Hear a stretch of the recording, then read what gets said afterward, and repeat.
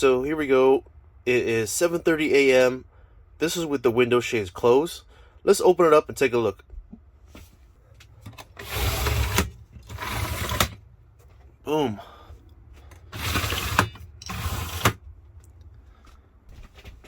Huge difference. Beautiful day. I wouldn't have known it if I didn't have windows. Alright, I'm just making sure that my lines here are smaller than the frame, if anything, so that I don't cut a hole that's too big. Yes. You can't add material, but you can always take it away. So Jacob is just making a cardboard template of that curvature of the window there. And I'm going to trace it onto the wall. So yeah, like he was showing us earlier, this is the hole saw. And just to give you an idea, it'll kind of get the corner a little bit and save us some work with the messy jig, trying to get a curve on this. Alright. So what I did was I took the width of this space, I subtracted the width of the hole that we're going to cut, and then I split that in two to make sure that there's equal distance on each side of the window. Yep. And yeah, our marks are just kind of lining me up with these trim pieces. And same thing up here, just to make sure we're centered. Nice. And then once we draw the lines, it'll look a little prettier. Yeah. So can I ask you a question? Sure. What do you think of the paint job in here? You know, it's I'm glad you're making it your own. You're mad that it's not green anymore, huh? I like the green. yeah, I know. Diamond therapy is not for me, but I'm glad you picked it. Yeah. So can you give us like a little overview of the precautions and things to think about before installing a window? Yeah, you're gonna want to make sure your window's gonna line up nicely with whatever lines exist in your van, including on the outside of the van. Sometimes those two lines aren't exactly parallel as you would expect them to be, but do your best. Yeah. So we're gonna measure it out right now. In this set of windows, they come with two different length screws here, which is nice, and they're gonna go into these little screw holes, and there's different thicknesses of these screws, so you can make sure you get the correct one for the thickness of your wall, which is nice.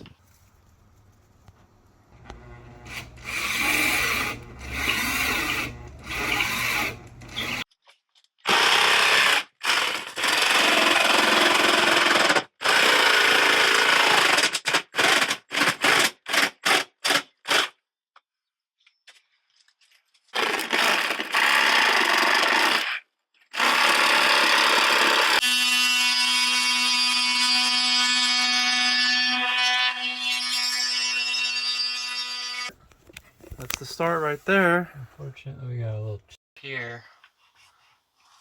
The frame might cover that though. I think it will actually. But it looks pretty square and everything. Yeah. Yeah, we got a little room to wiggle.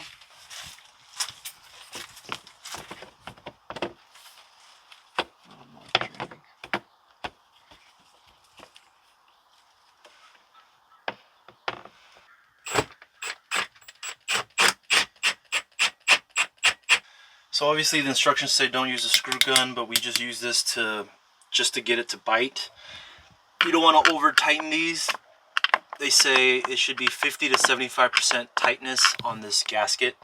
So we're just going to go in and just lightly hand tighten the rest of these screws here. Yeah, hang a plant right there. Boom. Look at that sunlight in there. The simplest things make the biggest difference.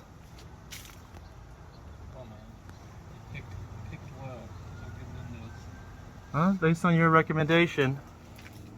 I wanted to do it once and then do it right. It is nice how high they are too. You can barely see them, but it's kind of nice up and high too. So as you're walking by, I mean, this is where my head is, and I'm 6'1". So if you're walking by, you don't really have to deal with privacy at all.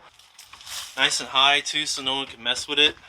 Yeah, have some windows that are eye level in here, and having it up there is gonna have some privacy as well. But inside the van, it's just right. This window was one of the big things that I wanted to put in before I actually personalized the inside with you know, my personal effects with spice rack and what I needed in front of the sink and all. So now that the windows are in, we can get started inside and make it a little more homey, maybe get some plants in there and whatnot. So Life. yeah, get some life in there. Awning style, absolutely amazing. This is going to be a game changer, guys. I'm actually going to have some plants inside now, and maybe we can take a look at the truck camper later. Show you what kind of innovations I found there. Okay, so it's nighttime now, but there's one thing I didn't mention. If you pop open the enclosure for the screen and the shade here, you'll see how it works. This is how it rolls up into itself. And there's going to be 4 screws here on each corner to fasten this into your wall. Mine is a little bit different since I have wood here and insulation in wood. So it's like kind of cutting 2 walls. But if you just had a regular metal van with metal walls, it's literally just a lot easier to cut through and put this on. But if you want to open it, hit the button and then you're out. I'm sure Tern Overland were cringing when they saw my unboxing, when I was just trying to force these open without hitting those buttons. So don't do that. So the detents, oh, that's 1, 2, sounded like. Oh yeah, look at that. 3 or 4 sections, and I think if you go any further, it'll just bring you back home. And what really sold me on this window, besides the built-in shade, the built-in mesh and the built-in shade, is this storm feature right here. You can close this latch right into this slot here. See where my finger is? It'll go right into that slot right there. Even if it's raining outside, you'll have some ventilation. And that was the thing that sealed the deal for me, because I always like a lot of ventilation even when the weather isn't so great outside. I mean, everything else is just great. See how the top, you can cut kind of some glare. You can fit this either side, so you can have the mesh go down. And then sorry, I'm yelling. I just went hiking and all the energy is going and I'm breathing hard. But anyways, you go up and you can have the shade at the bottom, the privacy shade, and the mesh on top if you wanted to. And the pros and cons of that is, if you have it like I do, you have a little bit of sun protection here. I wasn't really worried about privacy down here because where my hand is to the ground is about 7 feet, maybe 7 feet and a couple inches here. So that's why I did the mesh at the bottom, and this a little more for sun glare, but not that big of a deal. You can have these switched and then raise up the shade to have more privacy if you have a shorter car. Here's what's gonna look like from the outside. On the other side, I have the shade down, and I want to show you what that looks like. So there it is with the light shining against it. But if it's a little bit darker, you don't really see anything. Not the biggest fan of that reflection there. I wish it was just black so it blends in more, but that's okay. No worries. All right, so Jacob's kind enough to show us his other ride. Besides building out big old vans, he builds out truck campers too. Check this out. Little porthole there. Get some sunlight in. Really cool. Pop this up. And you got your water storage, like you mentioned earlier. You can flip this around and have a spigot, little kitchen aisle. And then you got this big drawer here. Whoa, it goes all the way. All the way, yeah. Climbing gear and knickknacks, Whatever. tools, etc. Stove, yeah, wow, that's a lot of storage. Yeah, it's heavy. Got a little heater here. Got the heater, the diesel heater, Comes 2K. out. Got the chimney.